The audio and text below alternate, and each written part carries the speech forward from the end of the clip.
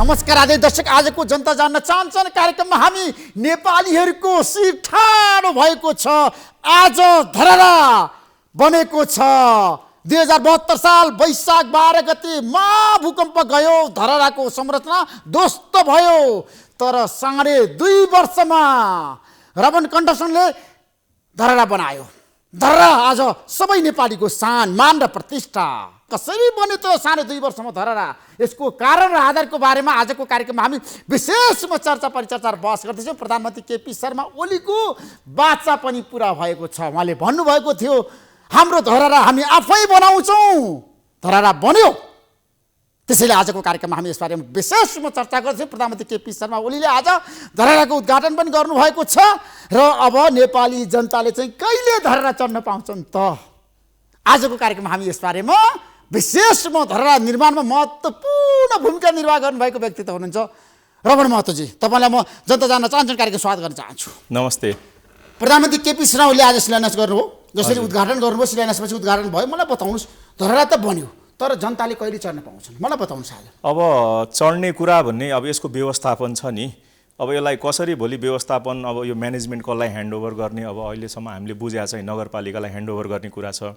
अब नगरपालिकाले यसको स्वामित्व पाइसकेपछि यसलाई चाहिँ अब उहाँहरूले अब फेरि कन्ट्र्याक्टको प्रोभिजन होला, नयाँ कन्ट्र्याक्टको कुराहरू आउँछ। यसलाई चाहिँ व्यवस्थापनको कन्ट्र्याक्ट अर्को छुट्टै हुनसक्छ। वा अहिले हामीलाई चाहिँ यस्तो कुराहरू आएको छैन व्यवस्थापनमा, हामीले केही रोल प्ले गर्नुपर्छ कि छैन भन्ने कुरा। यद्यपि हामी त we will be very happy to, होइन। तपाईँले निर्माण गर्नु बनाउनु 2.5 वर्षमा कसरी बनाउनु बताउनुहोस्, त्यसपछि म अरू कुरा गर्छु। 2.5 वर्षमा निकै सङ्घर्ष गऱ्यौँ है, किनभने यसमा सबैको आँखा धरहरा प्रोजेक्टमा थियो। किनभने नर्मली अब धेरै विभिन्न ठुल्ठुला आयोजनाहरू बनिरहेको छ नेपालमा, होइन। तर यो कस्तो भने एउटा सिटीको, काठमाडौँको सिटीको कोर सेन्टर मुटुमा छ यो प्रोजेक्ट है। र रात दिन हामीले काम गरेको देखिन्छ पनि। र यो 2.5 वर्षको अवधिमा हामीले जस्तै के अरे सबै निकायहरूबाट सपोर्ट पनि पायौँ।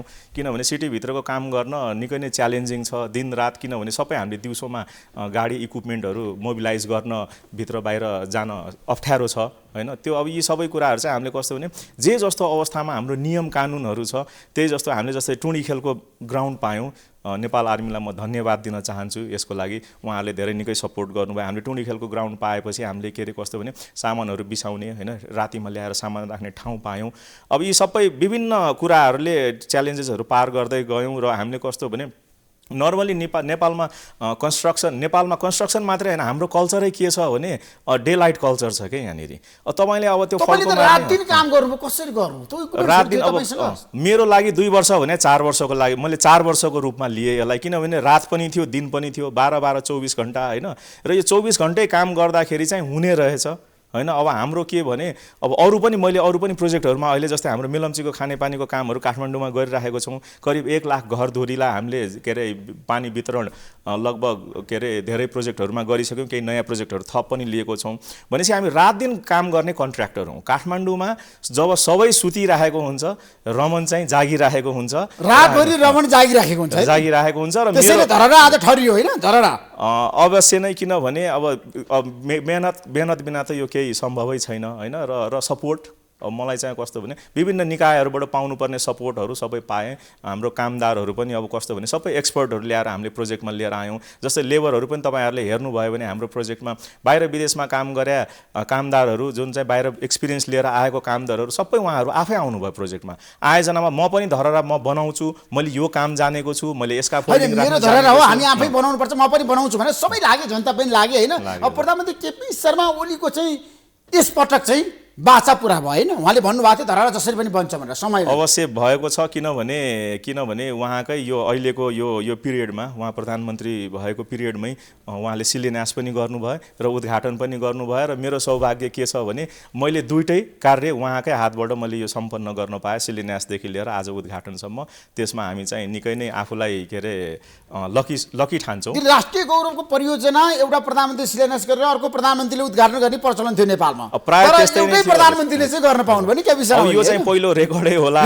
यति लामो समयसम्म पनि, किनभने नेपालमा अब प्रधानमन्त्रीको फेरबदल पनि एकदम छोटो समयमा नै भइरहेको थियो, होइन। र नेपाललाई एउटा कस्तो नि स्टेबल गभर्मेन्टको जरुरी छ भन्ने कुरा पनि यहाँबाट पुष्टि हुन्छ। किनभने एउटै प्रधानमन्त्रीले ल्याएको भिजन आफूले काम के अरे काम सकेर देशलाई सुम्पिदिनु भयो भने, जस्तै अब भोलि पर्सि फ्युचरमा पनि देश र जनतालाई चाहिँ के छ भने स्टेबिलिटी चाहिएछ। जो आउनुहुन्छ केही समयको लागि बस्दिनु भयो भने अवश्य नै के अरे उहाँहरूले एउटा जुन भिजन लिएर आउनु भएको हुन्छ त्यो चाहिँ पुरा हुन्छ। रमणजी, अब तपाईँले त धेरै किसिमको निर्माण व्यवसायमा काम गर्नु भएको छ, तपाईँ एकदम मिहिनेती मान्छे र तपाईँको चाहिँ काम गराइ देखेर धेरैले प्रशंसा पनि गरेका छन्। प्रधानमन्त्रीले चाहिँ तपाईँको प्रशंसा गर्नु भएन किन? प्रशंसा गर्नुभयो, प्रशंसा नगर्ने होइन। उहाँले प्रशंसा नगर्नु भएको भए आज सायद यो के अरे एप्रिसिएट नगर्नु भएको भए आज यो धरहरा ठडिन्थेन है। र उहाँको मेजर योगदान के छ भने यो लास्ट आवरमा अब जस्तै के अरे माघ 2 गते उहाँले के अरे धरहरा चढ्ने होइन, अवलोकन गर्ने चढ्ने एउटा प्लान राख्नु भएको थियो। तर पनि हामीले कस्तो भने अलिकति टाइम कन्स्ट्रेन्ट अलिकति, किनभने सबै चिज बनेको थिएन, स्ट्रक्चर तपाईँको हाम्रो जम्मा 20 तल्ला मात्रै थियो, 22 तल्ला अझ बनाउनु बाँकी थियो। र त्यसमा कस्तो भने अब केही समय पनि उहाँहरूले पछि दिनुभयो, किनभने हामीले टेक्निकल के अरे साउन्ड वेमा काम गर्नु थियो होइन। र फाइनली वैशाख 11 गतेको डेट तोकियो। त्यसपछि कस्तो भयो भने सबैलाई एउटा प्रेसर होइन, एउटा प्रेसर, अब कुनै उपाय नै छैन होइन। त्यसपछि परामर्शदातादेखि लिएर हाम्रो पुनर्निर्माण प्राधिकरण हाम्रो टिम सबै जुटेर रात दिन है डेली तपाईँको दिनमा 4 घण्टा 5 घण्टा मिटिङ गरेर जे इस्युहरू थियो सबै सल्भ गर्दै गयौँ र यसलाई चाहिँ हामीले टाइमली एक्जिक्युट गऱ्यौँ। हिजो रातिसम्म पनि के अरे हामीले त्यो भ्यू डेकको तपाईँले आज जुन रेलिङ देख्नुभयो ग्लासको, मेरो भेटवार्ता भएको कुराकानी भएको थियो आज बिहान। त्यही त हिजो राति मैले भन्दैछु, हिजो राति हामीले 10 घण्टामा त्यो भ्यू डेकको पुरै ग्लास राख्ने काम हामीले हिजो राति सकेको छौँ है। त्यस्तै तपाईँको ग्रेनाइटको कामहरू छ, फल सिलिङको कामहरू हिजो रातिसम्म काम गरिरहेको थियौँ। आज बिहान त 10 बजेसम्म उद्घाटन हुनुभन्दा अगाडि पानी छ्याप्ने धुलो नउड्ने हिसाबले सबै हामीले व्यवस्थापन गर्यौँ। तपाईँले उद्घाटन गराउनु भने के कारणले भन्नुहोस् त? उद्घाटन यो यस्तो धेरै प्रश्नहरू छ है रमणजी। ठिकै छ, यसलाई यो कुनै नराम्रो काम केही भएको छैन। यो सबैको लागि कस्तो भने खुसीको कुरा हो र राम्रो काममा के अरे ढिलाइ गर्नु हुँदैन है। एक त के छ भने अर्थक्वेक पछि 6 वर्ष बितिसकेको है। अब वैशाख 12 क्रस गरेको भए 7औं वर्षको ट्याग लाग्थ्यो है। र अर्को कुरा वैशाख 11 गते एकदम शुभ दिन थियो है के अरे, र त्यो सायद पनि राम्रो पारेर आज लोकतन्त्र दिवस हो नि त। हो त्यो पनि एउटा मेजर एउटा त्यो पनि एउटा के अरे हाम्रो माइलस्टोन भनौँ न, एउटा हाम्रो के अरे नेपालको यो इतिहासमा वैशाख 11 गते र 12 गते दुईटै है। 12 गते हामी काली लाग्दो दिन हो। 12 गते नेपाली जनताले कहिले बिर्सन सक्दैन। 12 गते एउटा कस्तो भने दोस्त भएको दिन हो। 12 गते भने एउटा शोक मनाउने जस्तो 12 गते आज धरहरा बन्यो, उद्घाटन पनि भइसक्यो। यो ठुलो कुरा हो, उपलब्धिमूलक हो। तर पनि तपाईलाई प्रधानमन्त्रीको दबाब थियो नि त, तपाईलाई छिटोभन्दा छिटो उद्घाटन गराउनुपर्छ, मैले नै उद्घाटन गर्नुपर्छ भनेर प्रधानमन्त्रीले बारम्बार भन्नुभयो नि तपाईलाई। मलाई दबाब केही पनि होइन। हामीले जुन गर्नुपर्ने दायित्व छ, मेरो 2 वर्षको कन्ट्र्याक्ट मैले 2 वर्षमा नसिद्धिएर मैले आज 2.5 वर्षमा मैले आज धरहरा मैले खडा गरेँ। त्यसको लागि कस्तो भने 5 वर्ष मान्छेले काम गर्दैन नि त। ठुल्ठुला परियोजना धेरै प्रोजेक्टमा छन्, इस्युहरू छन्, तर अर्जेन्सी के छ भने व्यवसायहरू चुकेका छन् धेरै ठाउँमा। अब छन्, अब कस्तो 2 वर्षको प्रोजेक्ट 5 वर्ष पनि लागेका आयोजनाहरू छन्। अब धरहरा पनि हुन सक्थ्यो होला सायद त्यस्तो, तर सबैको एफर्टले आज यो भएको हो नि त, सबैको चाहनाले। कोभिडको बेलामा यस्तो भयो, 2 हप्ता हाम्रो काम पुरै ठप्पै बन्द भयो। टावरमा चाहिँ हामीले 4 महिनै काम ठप्प बन्द भयो। तर केही हामीसँग जुन लेबरहरू जुन साइटमा थिए 15-20 जना लेबरहरू, उहाँहरूबाट चाहिँ हामीले क्रिटिकल कामहरू जहाँ चाहिँ बर्खा आउँदै थियो ड्यामेज हुने कामहरू चाहिँ हामीले त्यसलाई प्रोटेक्सनको लागि त्यो कामहरू चाहिँ अलिकति कन्टिन्युटी दियौँ। करिब 4 महिनापछि हाम्रो जब लकडाउन खुल्नुभन्दा 1 हप्ता अगाडि मात्रै यो सबै प्रशासन चिठी पत्र हामीले लेबरहरू विभिन्न बर्दिया यो के अरे सर्लाहीबाट लेबरहरू यहाँ साइटमा ल्याउनु पर्ने, जम्मा गर्नुपर्ने, बसको नियम थियो, बसमा भिड गर्न नपाइने विभिन्न कारण। अब जस्तै कस्तो भने यहाँ गृह मन्त्रालयबाट पाएको चिठी पनि कस्तो भने अब सिडिओ कार्यालयहरूबाट कस्तो भने त्यसलाई अनादर गरियो, मतलब त्यसलाई के अरे रिजेक्ट गरियो, मतलब हामीलाई त्यो धेरै इस्युहरू आयो। तर त्यही पनि हामीले त्यो सामना गरेर लेबरहरू जम्मा गऱ्यौँ। तर लेबर जम्मा गरेको के अरे एक हप्तामै फेरि लकडाउन खुल्यो। त्यसपछि हामीले सहज तरिकाले सहज वातावरणमा काम गर्न पायौँ। रमणजी, मलाई के बताउनुहोस् न, धरहरा तपाईँले पूर्ण रूपमा अझै पनि निर्माण गर्न त बाँकी छ नि होइन र? छन् केही भागहरू। अब धरहरा भनेको एउटा रिबिल्डिङ प्रोसेस चाहिँ एउटा टावरको हो है। र धरहरा रिबिल्ड गर्दासँगै अब त्यहाँ भएका अरू संरचनाहरू छन् जुन चाहिँ अरू संरचनाहरू पनि सिद्धिने अवस्थामा छ। अब केही महिनामा हामीले चाहिँ अब जस्तै त्यहाँ पार्किङ सुविधादेखि लिएर अब त्यहाँ क्याफेटेरियाको सुविधाहरू छ, जुन बेसिक अरू त्यो मतलब त्यहाँको इन्फ्रास्ट्रक्चरलाई सपोर्ट गर्ने अरू पनि जति युटिलिटी बिल्डिङहरू छ त्यसलाई चाहिँ हामीले केही महिनामा अब समाप्त गरेर मतलब त्यो प्रोजेक्टलाई हामीले ह्यान्डओभर गर्ने टार्गेट छ। अब त्यहाँ व्यापारिक केन्द्र बनाउने सम्भावना के छ धरहरामा?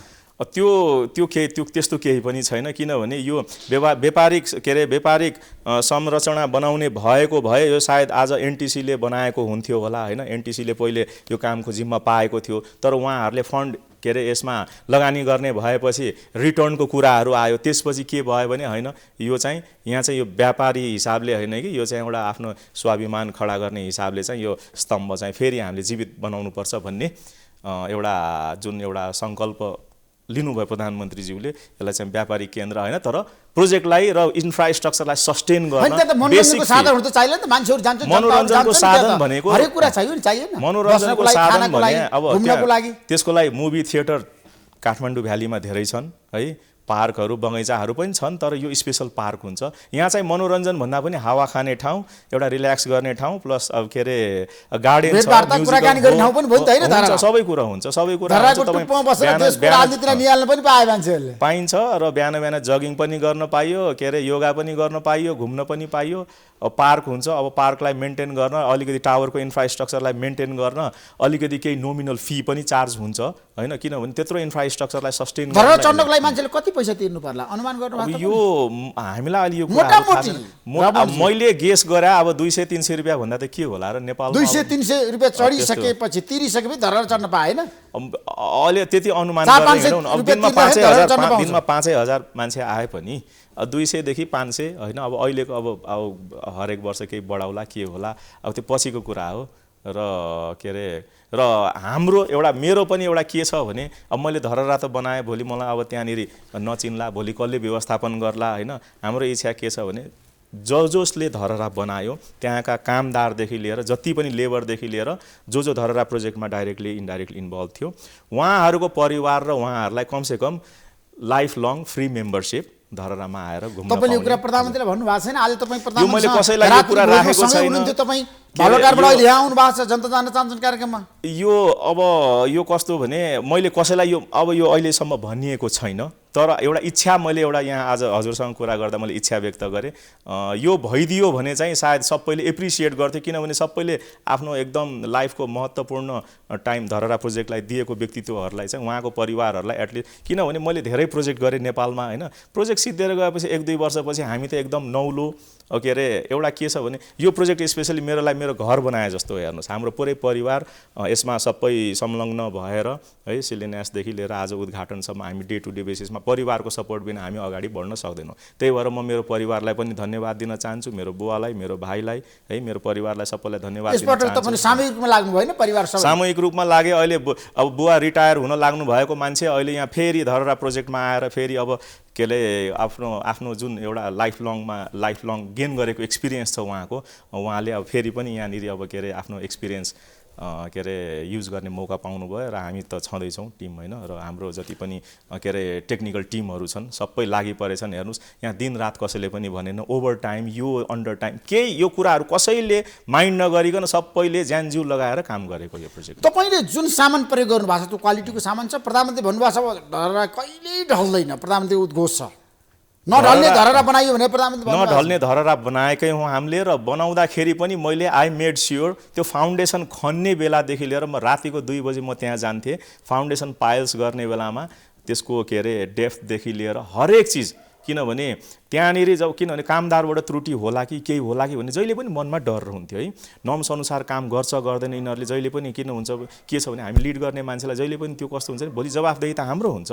त्यही भएर म ग्राउन्ड लेभलदेखि मैले आई मेड स्योर एभ्रिथिङ चाहिँ तपाईँको सिक्वेन्स र टाइमली र अन टाइम र क्वालिटीका साथ हामीले काम गऱ्यौँ।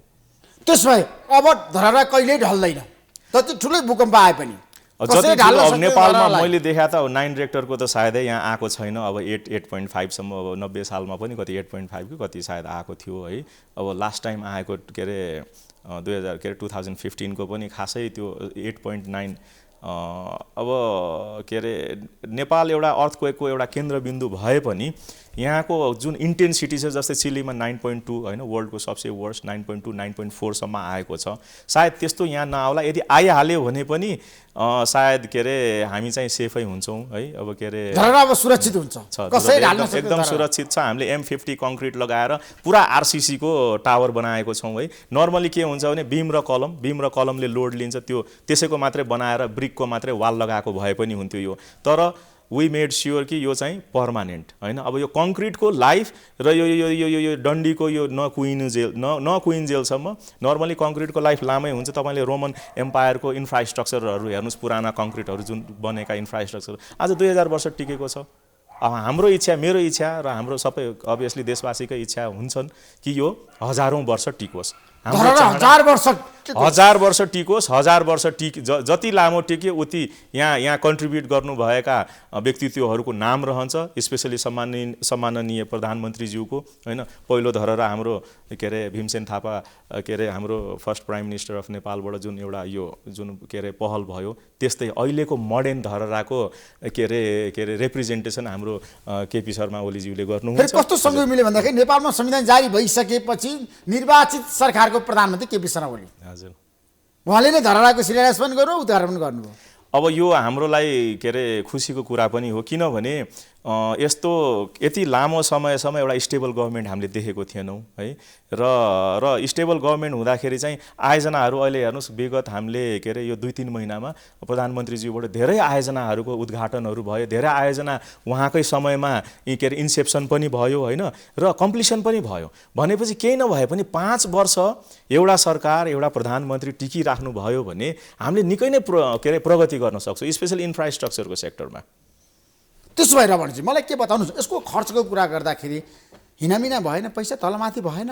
हिनामिना भन्ने कुरा यस कन्ट्र्याक्ट लागिसकेपछि यो हिनामिना भन्ने कुरा हुँदैन कि यो मान्छेको यो पर्सेप्सन माइन्डसेट जुन छ नि, यो एभरेज आम जनताले बुझ्ने कुरा, यसले यो पैसा खायो, यो गर्यो त्यो गर्यो, अल ननसेन्स। हेर्नुहोस्, पैसा यतिकै आकाशमा बोटमा फल्दैन। हेर्नुहोस्, रमनलाई कसैले फोकट यहाँ पैसा दिँदैन, न रमनले कसैलाई फोकट यहाँ पैसा दिन्छ है। भनेपछि यसमा के अरे जे काम गऱ्यौँ हामीले सम्झौता एग्रिमेन्ट, बरु मैले पकेटबाट धेरै, बरु यहाँनिर के छ भने धेरै कुराहरूको हामी बिलिङै गर्न सक्दैनौँ, यति धेरै काम हुन्छ, कता के छुट्छ हामीले पैसा चार्ज पनि गर्न सक्दैनौँ है। र जे जति बजेटमा छ यो चाहिँ हाम्रो के अरे 3.5 अर्बको बजेटभन्दा अलिकति कममै यो प्रोजेक्ट सम्पन्न हुन्छ। यो त्यसो भए 3.5 अर्बको बजेटभन्दा कम रकममा धरहरा सम्पन्न भयो, करिब यो 3 अर्ब 3.25 अर्बको हारारीमा यो सम्पन्न हुन्छ। चमत्कार गर्नुभयो त्यसमा। किन होइन, यस्तो छ, अब अलिकति डिजाइनहरू पनि चेन्ज भयो होइन। त्यहाँ डिजाइन अब यस्तो छ, साइट कन्डिसन अनुसार कस्तो भने अब जस्तै हाम्रो सुन्धाराको माथिपट्टि त्यो के अरे क्याफेटेरिया एरिया थियो होइन, अब सुन्धाराको नजिकै भयो भन्ने कुरा आयो, त्यसपछि त्यसलाई हामीले सिफ्टिङ गऱ्यौँ। त्यस्तै अब त्यहाँ धेरै कुराहरू थियो, जस्तै हामीले के अरे अब लोकल के अरे हाम्रो वडाहरूबाट पनि कुराहरू आयो, जस्तै के अरे त्यहाँ त अब के अरे सुन्धारा र धरहरा मात्रै नभएर त्यहाँ त परम्परा पनि जुडिएका कुराहरू थियो होइन। त्यहाँ उपाकु मार्ग छ, त्यसपछि हामीले केही बाटोहरू खोल्यौँ है। त्यहाँ अब व्यापारिक मतलब त्यहाँ त्यो त बिजनेस डिस्ट्रिक्ट हो, अब त्यहाँ कस्तो भने डिस्टर्बेन्सहरू पनि भयो। जस्तै हामी धरहरा प्रोजेक्ट त लिएर आयौँ, तर त्यसले गरे जुन पुराना बाटाहरू थियो, जुन ट्राफिकको फ्लो थियो, धेरै व्यापारहरूलाई घाटा नोक्सान पनि भयो, केही डिस्टर्बेन्स पनि भयो। र अब चाहिँ सबैले रियलाइज गर्नुभयो कि अब यो बनिसक्दा चाहिँ यसले जति ट्राफिक ल्याउँछ त्यो एरियामा, त्यसले चाहिँ न्यू रोड र उताको व्यापारहरूलाई पनि अलिकति राम्रै हुन्छ। त्यसमा धरहरा तपाईँले जसरी बनाउनु भयो त्यसमा तपाईँलाई फाइदा भन्दा पनि नाम चाहिँ तपाईँले कमाउनु भएन? मैले फाइदा सोच्ने भयो, यो प्रोजेक्ट कहिले पाउँथेन। हेर्नुहोस्, in order to gain something you have to give है। जबसम्म तपाईँले दिन सिक्नु हुँदैन, until and unless you don't give you won't receive. यो चाहिँ मेरो आफ्नो एउटा कस्तो भने म यो सिद्धान्त लिएर म जहिले पनि लाइफमा अगाडि हैन। 3.5 अर्बको प्रोजेक्ट बनाउँदाखेरि, परियोजना सम्पन्न गर्दाखेरि तपाईँलाई फाइदा भयो भएन? मेरो प्रश्न त्यहाँ अहिले फाइदा र घाटाको कुरै छैन, अलिकति काम बाँकी नै छ होइन। र के अरे घाटै लाग्ला मलाई, केही पैसा घाटै लाग्ला, तर म फर्केर पनि म हेर्न जाने पनि होइन र हेर्न जानु पनि छैन। त्यो जति जे घाटा लाग्छ, जुन एउटा फिजिकल मनी छ वा मनी भ्यालु छ, त्यो मैले आफ्नो नाम, आफ्नो इज्जत, सम्मानबाटै मैले कमाइसकेँ। मैले आजसम्म जति जे मैले लाइफमा जति घाटा बेहोरेको भए पनि मेरो एउटा जुन इच्छा धरहरा बनाउँदै तपाईँको नाम चाहिँ अब कसैले बिर्सन नसक्ने गरी आयो नि। कसले बनायो धरहरा? बनाउन त सबैले बनायो। सबसे पहिले त यो क्रेडिट जान्छ हाम्रो प्रधानमन्त्रीज्यूलाई है। त्यसपछि उहाँको लिडरसिपमा अब एनआरएको पनि ठुलो अब क्रेडिट, किनभने उहाँहरूले पुनर्निर्माणमा धरहरा मात्रै होइन, धेरै यहाँ अब के अरे हजारौँ घरहरूदेखि लिएर यहाँ पुरानो के अरे मन्दिरहरूदेखि लिएर सबै चिजहरूको पुनर्निर्माण भयो। त्यसपछि अब यो के अरे मेरो एक्लोको जिम्मेवारी पनि होइन, मेरो टिम छन् होइन, मेरो इन्जिनियरहरू छन्, मेरो कामदारहरू छन्, लेबरहरू, स्पेसली टावरमा काम गर्ने लेबरहरू आज उहाँहरू सम्मानित पनि भए, मेरा सुपरभाइजरहरू सम्मानित भए, जुन चाहिँ कस्तो भने 30 वर्षदेखि विदेशमा काम गरेका एकदम एक्सपर्ट मान्छेहरूले चाहिँ यति पर्फेक्टली यो काम गऱ्यौँ। किनभने यसमा डिजाइनको हिसाबले पनि धेरै कम्प्लिकेसन थियो। यो साधारण यो बिल्डिङ भवन यसलाई नभनौँ, यो चाहिँ कस्तो भने एउटा धरोहर हो र जुन अनुसारको यसको इन्क्लिनेसन छ 2 डिग्रीमा पर्फेक्टली, अलिकति पनि यो बाङ्गो कतै लच्किएको भए हाम्रो इज्जत माटोमा मिल्थ्यो। त्यही भएर एकदम सिरियसनेस जरुरी थियो, हामीले चाहिँ पर्फेक्टली एक्जिक्युट। अब नेपालीहरूले जस्तो सुकै परियोजनाहरू पनि सम्पन्न गर्न सक्छन्, सबै गर्न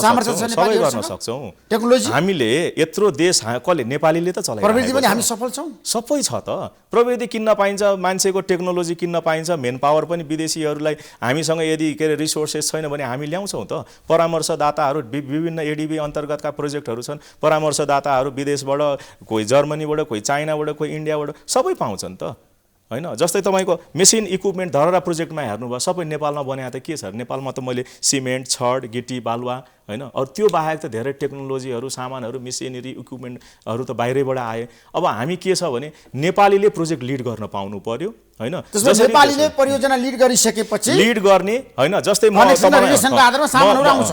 तपाईँलाई उदाहरण दिन्छु, के अरे GITC रमन यो जोइन्ट भेन्चर हो है, चाइनिज कम्पनीसँग मेरो जोइन्ट भेन्चर छ, तर यो प्रोजेक्ट चाहिँ चाइनिज अनुहारले, चाइनिज फेसले आएर बनाएको भए हाम्रो त्यो के अरे हाम्रो बेइज्जत हुन्थ्यो के होइन। मेरो पार्टनर जोइन्ट भेन्चरमा छ होइन, तर पनि प्रोजेक्ट हामीले लिड गऱ्यौँ है, नेपाली भएको नाताले।